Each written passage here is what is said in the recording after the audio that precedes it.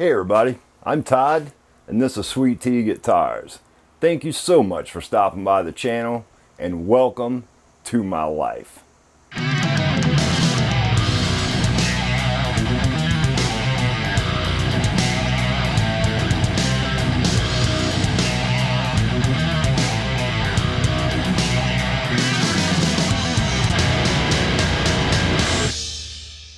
Alright you guys, when we wrapped up the last video, I told you when we started back up on the figure 8 build for this last video in this 2-week cycle, we were going to start working on this headstock.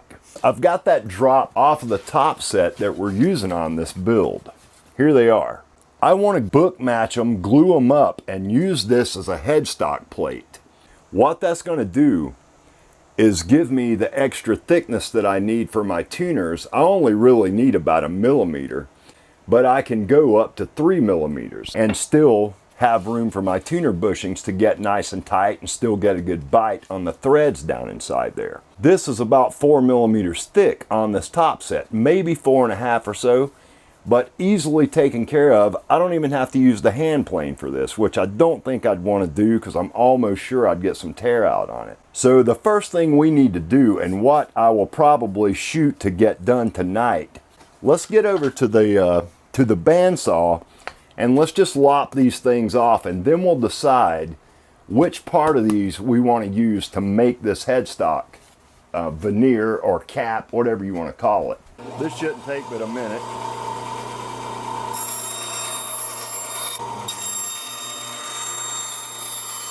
All right, now that should be a little bit easier to deal with.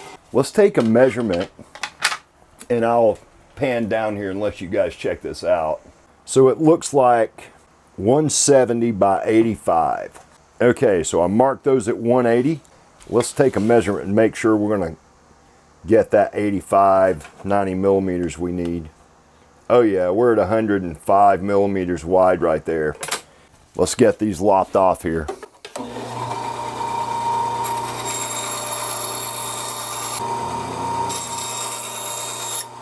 So I've got this much left of it. You know, I can make a nice cover plate from this. As you can see, these need to be jointed. So we'll take our shooting board. This should go pretty quickly, as short as those are. When I first came in here, it was sunny outside, 90 degrees. I started hearing the wind blowing, and I'm sure you guys could probably hear it on the microphone. I look outside, the sky's like completely black. The wind's blowing like crazy. Now it's raining and it's like 70 degrees outside. This has all happened in like 15 minutes. So strange weather here in the south right now. Let's get this headstock plate jointed.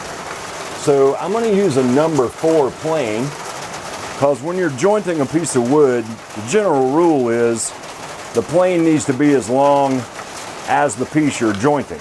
So all we want to do, lay this down on here, make sure we take a nice clean cut all the way down. That's pretty clean already. Let's take a couple of passes on this piece.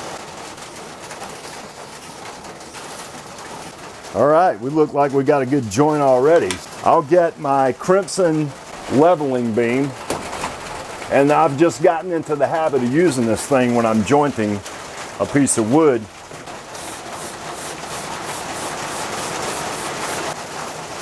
That's pretty much perfect, you guys. I can't complain about that. So we're going to use Sean from Owen Luthery. We'll use his method for jointing these 2 pieces of wood. Let me put this shooting board away. Take a little wood glue. Roll us out a little bead. Just use your finger to rub that in. Now we want to take this, rub these together. I'm going to take some tape, stretch the tape, apply it to the front of the board. I'll put a couple more just to be safe. You know, by pre-stretching that tape before you put it down, it actually pulls the wood together and you don't really even need any clamps. So when I come down here tomorrow, we'll have a glued up cap, even a full-size top at this point. That's how I like to join a top. You know, I watched a video of Sean doing that one time on how to properly joint the top, and that method works really great. In the meantime, while that's drying, and so we can get a little bit more work done, I'm going to take my Super Aslix block and we'll sand this side of the headstock. I'll take one of my soft sanding blocks or my sanding pads and we'll sand the back of this thing and get this nice and clean. So I got a sheet of Super Aslix 240 grit paper with a hard interface pad on here. This is nice and firm, so I'm not going to sand any roundovers or anything like that into this headstock. And I've already sanded this one time. I just want it nice and clean.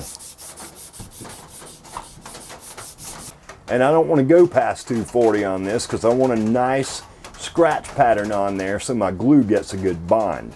Let's lay out this pad here, kind of protect the fretboard since we're sanded up to 3000 grit already. We'll take this 240 grit. I'm just going to wrap it around this sanding pad. And we'll start to sand this back of this headstock clean. I've got a scratch right there I need to deal with. I'm going to grab my curved scraper. Now I want to work on this shape a little bit.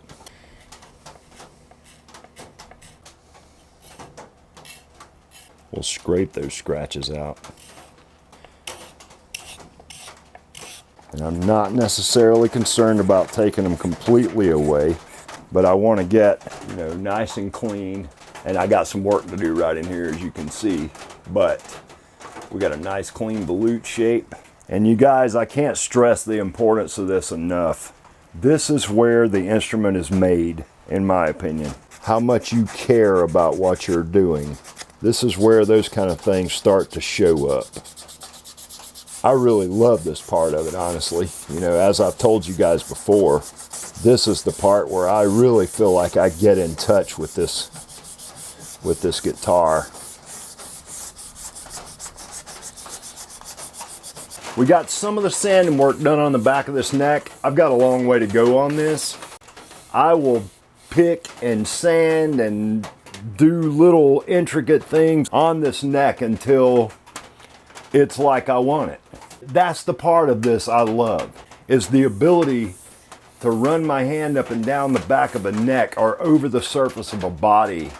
You know, just let it talk to you for a minute. You know what I mean?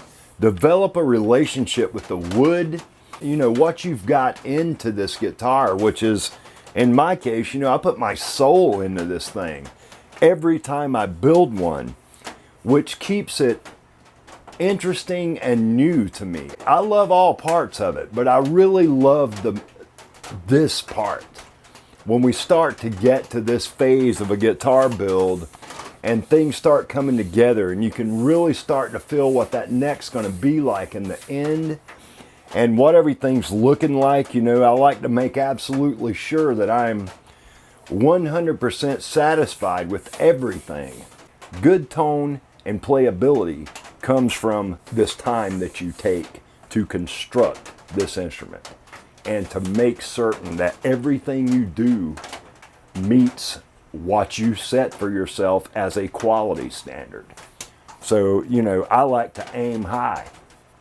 I'd rather aim like so far off the chart and still reach excellence. You know what I mean? Anyway, I love this, you guys. Thank you so much for joining me. I'll see you tomorrow night. All right, you guys, when we left off the other night, I had jointed what is to become our headstock plate, or a veneer for the headstock. And there we go, you guys. We now have a jointed piece that we can use for a headstock plate. So what I'm going to do first, let's scrape this paper that we've got left back here. And then what I'm going to do is we'll lay the neck down, or the headstock down on this thing and decide which way we want it, this way or this way. We'll draw out that shape and I'll cut it out on the bandsaw, and then I'll show you guys what I'm thinking about doing as a little technique I thought of. You guys will notice I'm wearing these sleeves. I want to show you guys something. Look at my hands, you guys. So that is devil's claw. I had an allergic reaction to Paduke dust. I came down here last Saturday morning and blew my shop out with a leaf blower. It was really hot that day, like 95 degrees. I was sweaty, and that Paduke dust got basically embedded into the pores in my arms. I did not start off being allergic to Paduke. I've since found out that Paduke is a sensitizer. If you develop a reaction to it, that reaction has a tendency over time to become increasingly severe.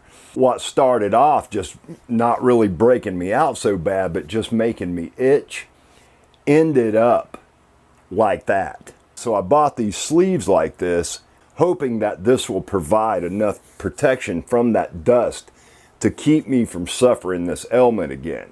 I felt like taking a wire brush to my arms. They itch so bad. And then, as you can see, I've ended up having what can only be compared to leprosy. So anyway, I'm feeling a lot better. A lot of you guys have messaged me asking how I was doing. So I really appreciate you guys being concerned about me. I'm okay. It did swell my face up for a while, so if you guys notice that my eyes look a little puffy or whatever, they're probably still coming back to normal. Anyway, let's get this work done. Let's just scrape this paper off first. I'm going to use one of these little Veritas mini scrapers that I got from Lee Valley Tools. We'll just get this residual glue off of here, and then I'll turn it over and do the same thing on this side. This is 80 grit paper on this block, so we're just going to hit this joint. And I'll move out to the sides a little so I don't sand a valley in it. Make sure we catch both sides. So there we go, you guys. Is that not just beautiful? We'll use the joint as the center of this. That way we can take our protractor and we can make ourselves a straight line across here. You guys already know how much I love this thing. So there's a perpendicular line to the center line that we've got drawn right there. So let's get over here to the bandsaw, cut that part off. I'm gonna stay outside my line. This is going to be the front, so I'm going to mark this just so I don't get all squirrely and forget where I'm at. So we're just going to draw this shape roughly around and make a copy of our headstock. I'm going to take this over to the bandsaw. We're going to cut this out, and then I'll show you guys what I'm thinking about doing here. This won't take but a second.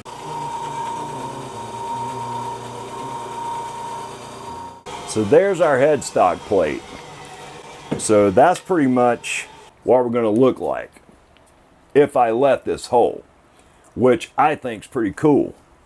However, what I think is even more cool is the look that I've got going on with that Murado and the Myrtle from the front. Let's mark up a hard center line on this thing. All right, there's mark number 1.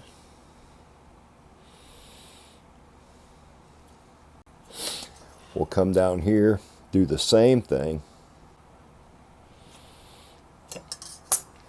Now we'll draw in a hard center line.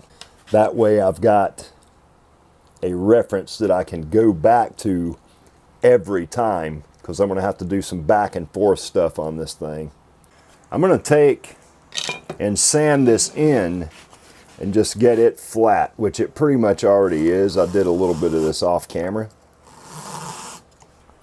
So I just want to create myself a nice flat area that's going to ride up against that fretboard, at least until we get ready to cut the end of this off so we can fit our nut in there.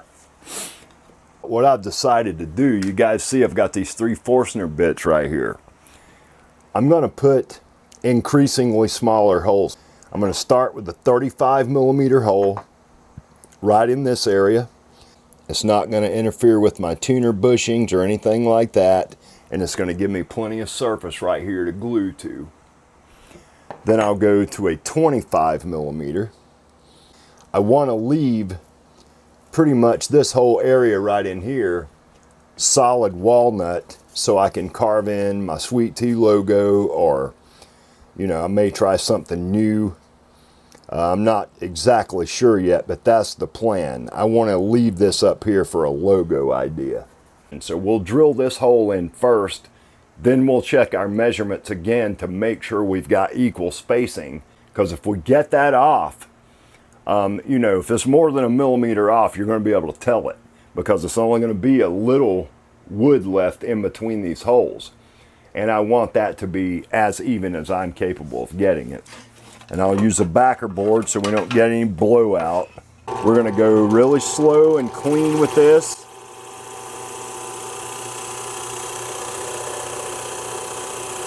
All right, no tear out, we're good, and we're centered. So there's our first hole. So this is what I'm talking about doing, you guys. Exposing 3 locations on this. I think that's going to look really cool, and it'll still allow me to be able to feature the Murado and the Myrtle as a focal point on this guitar. So what we'll do now is we'll use the actual bit to measure this. So let's pan back down. I've got my center line, or my center punch location, drawn right here. We're going to be exactly at 6 millimeters. All right, I should be good. Let's punch that in. I can deal with 6 millimeters, that's fine. So I've got that punched in right there. So let's get back over to the drill press and let's go with it. I don't want to second guess myself too much, or I'll think myself into a hole. We're going to mount up the 25 millimeter bit now. And I'll just kind of let the bit pull itself into place. I'll scratch the surface.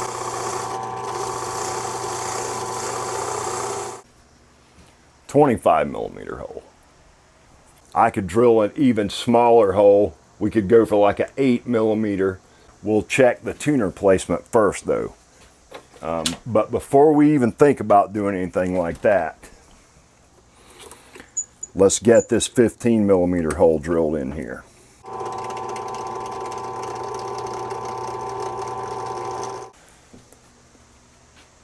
So there we go. I'm happy with that. And we still got room for our tuners. I think that's going to be cool looking. We should probably use a 7 millimeter. I don't have half-size metric bits yet. Let's drill a 7 millimeter hole right here.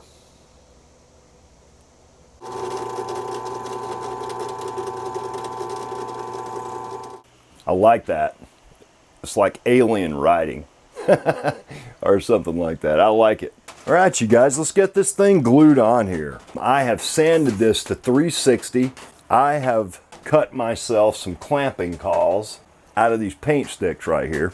Instead of lining this up on the center line, I'm going to use the sides of the veneer and the edges of these holes right here to line this up this way.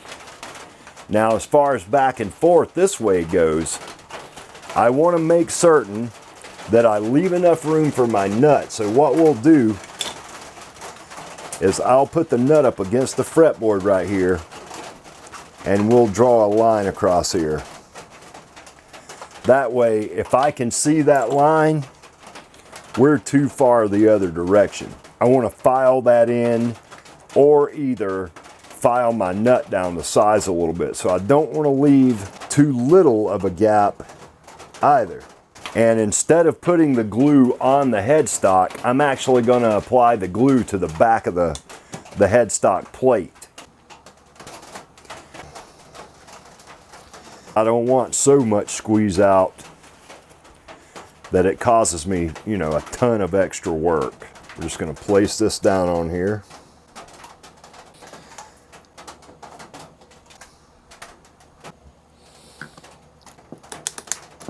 I got squeeze out all the way down. I don't see any obvious problem areas down through here. I left this glued up overnight. We got this headstock plate worked out like I like it. We need to flush trim this headstock veneer to the side of our headstock that we've already got cut there. I've already set the depth on my table router, so let's just crank this up and get this done.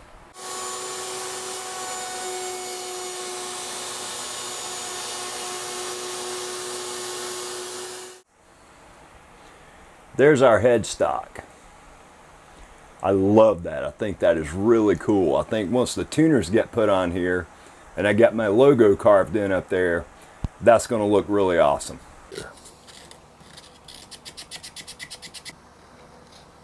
We just want to get this glue cleaned up without gouging up our wood too bad. This is going to be a tedious process, but that's going to look really cool when I'm done. All right, you guys, I'm back in the shop. Today is Saturday, July the 23rd. I've had a couple of thoughts about what I need to do next. I don't want to get in too big of a hurry, glue this top on before it's ready. However, I do want to get the neck glued in here. And there are things I'm going to have to do after this neck's glued in before I glue the top on. So we're not going to get that done in this video. Here's my thinking. So I'm going to have a wire that comes from the pickup that I'm putting in this guitar that needs to get over to this control cavity. I've decided that I'm going to use a P90 pickup in this guitar for a couple of different reasons. First of all, P90s are badass. I love them. I love the tone you can get out of a P90, and I think that pickup will fit with this guitar really nice. Secondly, a P90 has no tabs on the side, so I won't have to worry about fishing a pickup down through a hole in this top set. But I do have to get myself a string up through here, a pull string, so I can attach that to the pickup wire to get it into the cavity. I'm going to want to route or drill the sound holes in the top of this guitar before I glue the top on, because I don't want to take a chance on getting any tear out. Even if it's underneath, you'll still see the tear out from the side. I've also had a couple other thoughts about doing some bevel work here on our headstock, and the headstock is absolutely killer. I love that. I think it's really cool. I've spent like the past 2.5 hours down inside these holes with sandpaper on chopsticks. I took little 3M Scotch-Brite pads and got down in there. We're nice and smooth. But I'm going to want to bevel at least the end of this headstock and taper it out down in here. I want to do all that work after this neck's glued in, because I want to make sure I'm getting a homogeneous design between the bevels on the headstock and the bevels on the body. I have not fretted the neck yet. I've got so much work left to do. And I'm going to have to do some carving right here on the side of my fretboard on the top to get the angle right on my top set. Every little thing I do like that, I'm taking a chance on damaging the fretboard. Well, if I damage the fretboard after the frets are put in, it'll make it much harder to sort that out. So I'm going to leave the frets off of this guitar until we've got the top set glued on, sanded, sorted with the carving, all the bevels done. Putting the frets on this guitar will be the last thing I do before we go to finish. That's what I've decided to do. I think it's going to work out better in the end if I do it like that. You guys drop me some comments and let me know what you think about the order that I'm doing this in. So we're going to glue the neck up just like it is right now. Everything's sorted. My neck pocket's good. What I've decided to do about a sound hole on this guitar is I'm going to copy that design right there. It's the same wood on the headstock that I'm using for the top, and I thought that carrying this design back to the body for sound hole purposes would make, would tie everything together. So I think that's going to be pretty cool. There's really nothing left to do but to get this neck glued in. Once I get this neck glued in, we're going to wrap this video up. I want to get this video posted in the morning so I can watch the live stream at Crimson, get down here, get a little bit more work done on this guitar and the 7 of 9 guitar, so I can update you guys as to where I'm at on it. which will be 2 weeks from this coming Monday. So we'll be into August by the time that I get back on this guitar after this video. Anyway, we're pretty much ready to go. I've made sure my neck pocket was clean. I've wiped everything down. I want to cut some of this excess material off right here so I don't have so much to deal with files and everything like that when we go to carve that shape from the body up into the neck. So let's get over here to the bandsaw, and this will be really quick.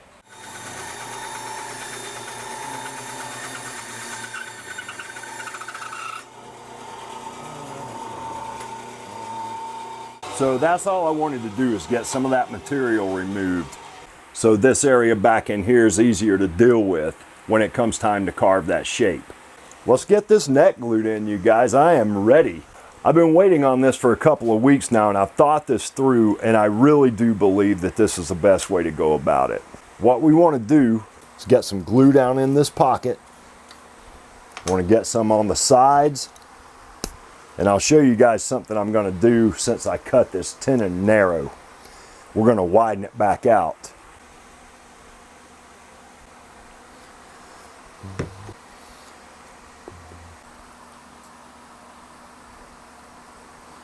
So I'm going to put this down in the neck pocket, just like so. I'm going to take these little pieces that I've got right here.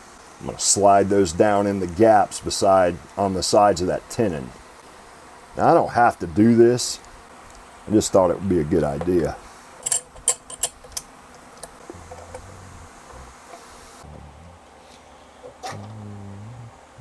So there's our neck glued in, and I'm seeing squeeze out on the sides and on the back of the neck, and that's good. Here's the figure 8 build, you guys. The neck, I've done some sanding on the neck a little. We got a long way to go yet. I love this thing. I think this guitar is going to turn out to be just really something special. I think the doc's going to be really happy with it. We're going to wrap this up right here. I hope you guys are enjoying this build. I know it really doesn't seem like I'm getting that much work done in each video, but I'm spending an awful lot of time on the little intricate details. As I said earlier in the video, those are the things that make the builder so proud to put his name on an instrument. If this thing continues to go like it's gone so far, I'm going to be proud to put my name on this thing. I really want to take my time with this figure 8 guitar. It's complicated. I've overcomplicated my life by building something like this at this point in my building journey. But I wanted to test myself, you know. Knowing that it's going to be sold to someone when I'm done makes me that much more determined to make certain that I'm doing a great job on this guitar. So if it takes me a little bit longer than I thought it would, that's fine. I hope you continue to follow along as I get towards the end of this guitar. I will see you guys in the live stream at Crimson tomorrow. And until the next video, you guys, peace and love.